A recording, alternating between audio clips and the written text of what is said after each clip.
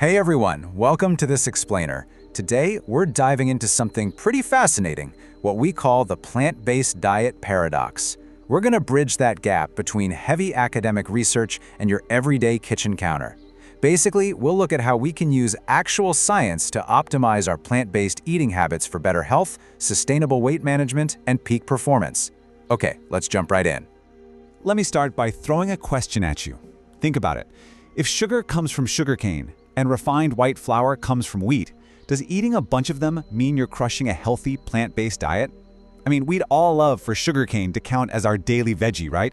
But it's a trick question. It disrupts a huge assumption we all make. We hear plant-based and instantly think automatic health or instant weight loss. But as we're going to see, the science shows it's actually a whole lot more complicated than that. Look, overweight and obesity are massive, growing global health concerns right now, and finding a sustainable way to eat is absolutely crucial. But treating all plant-based diets like they are exactly the same, it's just a flawed approach. Back in 2022, there was this massive systematic review published in Applied Physiology, Nutrition, and Metabolism, and it set out to prove exactly why we need to rethink how we measure plant-based eating. It's not a magic bullet, folks. It's really more of a spectrum. And that brings us to something called the PDI, or the Plant-Based Diet Index. Honestly, this completely changes the paradigm. Instead of shoving people into super rigid boxes, vegan over here and omnivore over there, the researchers used the PDI as a sliding scale. It literally scores plant foods positively and animal foods negatively. This lets us look at what people eat on a continuum. The best part? You don't have to be a strict vegetarian to see the benefits. You just need to shift your ratio. But here's where the researchers made a super crucial split, and this goes right back to that trick question I asked you earlier.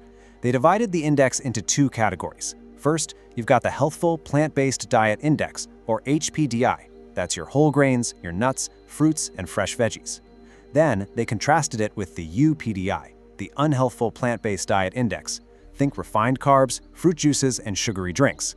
Sure, they're technically plants, but our bodies process them completely differently. So, what happens when you actually stick to the high-quality, healthful stuff? Well, 69. That is the percentage decrease in obesity risk they found in one major group of people who had the highest adherence to that healthful plant-based diet. A 69% lower risk. That is huge. On the flip side, the folks eating highly unhealthy plant foods saw zero benefit, or actually gained weight. Basically, the quality of the plant matters just as much as the fact that it is a plant. Section 1. How plant foods fight fat. The science of HPDI. Okay, let's break down the academic jargon a bit here. How does this actually work? First off, dietary fiber physically fills you up. It induces satiety, keeping you fuller on way fewer calories. Second, that fiber actually ferments in your gut to create these things called short-chain fatty acids, which do wonders for supporting a healthy metabolism and cooling down inflammation. And third, polyphenols.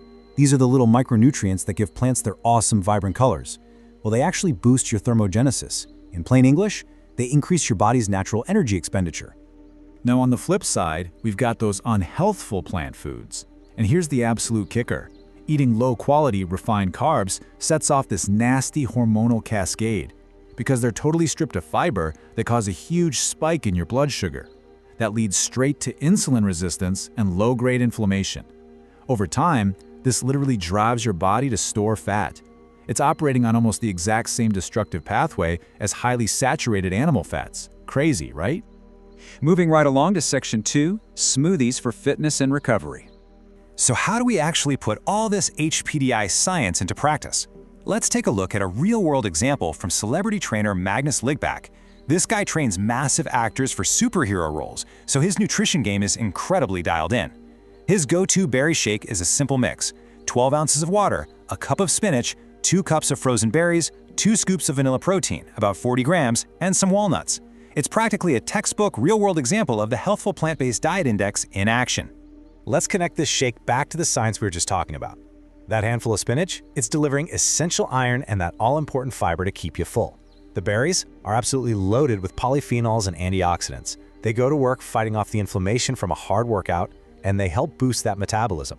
And those walnuts are dropping in healthy fats to keep your blood sugar perfectly, nicely stable. Let's look at another one of his recipes to see how this builds. Check out Magnus's apple cinnamon shake. It uses 2 scoops of vanilla protein, a whole apple, and crucially, keep the skin on for this one, a cup of spinach, walnuts, and a heavy dash of cinnamon. This is another stellar high PDI option. It uses these really comforting, sweet flavors so you can manage those sweet cravings without sacrificing a single ounce of nutritional quality. The functional ingredients here are really the stars of the show. The cinnamon is in there actively regulating your blood sugar levels.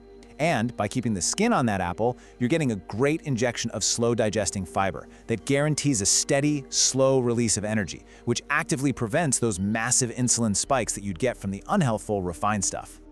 All right, section 3, perfect quinoa bowl, savory and nutrient dense. Now let's switch gears to something savory. Behold the balsamic roasted vegetable and quinoa salad from the Real Food Dietitians. Just read through that ingredient list. You've got the incredible sweetness of roasted carrots and red onions, the earthiness of zucchini and mushrooms, minced garlic and rosemary, the perfect tang of olive oil and balsamic vinegar, and the crunch of toasted sliced almonds. It hits absolutely every sensory note while packing your body full of high-quality plant fuel. But the real powerhouse of this bowl is the base, the quinoa. Quinoa is awesome because it's a rare, plant-based, complete protein. That means it actually contains all the essential amino acids your body needs but can't produce on its own. Add in the high levels of iron, calcium, and fiber, and you've got an ingredient that totally nails the strict satiety requirements from our academic study, all while keeping your taste buds extremely happy. Honestly though, my favorite part about the Real Food Dietitians is just their whole philosophy. As they put it, all foods fit. Avoid diet labeling. Why add stress to your life by forcing yourself to stick to one specific diet? This is just so important to remember. We can take all this robust science and wrap it up in a really approachable, guilt-free bow. Remember, the plant-based diet index is a scale, folks. It's not a prison. Which leads us nicely to section 4, sustainable eating, eating for life. Their real food philosophy is beautifully simple. First, eat mostly whole real foods. Notice that word, mostly. Next, eat what actually nourishes your specific body. Make sure you load up on your veggies and fruits. And lastly, indulge once in a while. It's true, you can totally get the amazing health benefits and the obesity-fighting power of a healthful plant-based diet without the stress and anxiety of strict vegetarian labels. And this brings us to what I think is the ultimate secret to long-term weight management: addition by displacement.